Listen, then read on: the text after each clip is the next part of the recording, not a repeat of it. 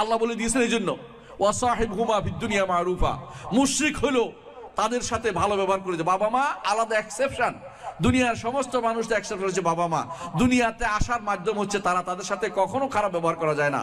যখন তাদেরকে আপনাকে জোর করবে শিরিক করতে, এটা করবেন না, কিন্তু ভালো যে কোনো কাজে তাদের সহযোগিতা করবেন এবং তারা বিপদে আছে সহযোগিতা করবেন, অসুস্থ আছে দেখতে যাবেন।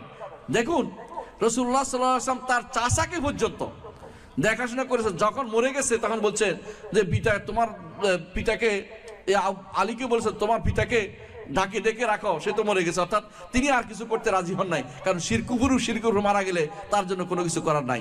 এজন্য যে বাবা মুশরিক হবে, যে বাবা সালাত বিরোধী, যে বাবা নাস্তিক হবে, যে বাবা আল্লাহ এবং রাসূল বিরোধী, সেই বাবার সাথে দুনিয়ার সম্পর্কটা ভালো করে যাবেন আপনি, কিন্তু আখিরাতের কোনো সম্পর্কের বিষয়ে কোনো ছাড় দিবেন না। আপনাকে বলে নামাজে যেতে পার, নামাজ না দিয়ে আমার কাছে বসে থাকো, শুনবেন না। বুঝছেন তো কথাটা? নামাজে আপনারা যাবেন।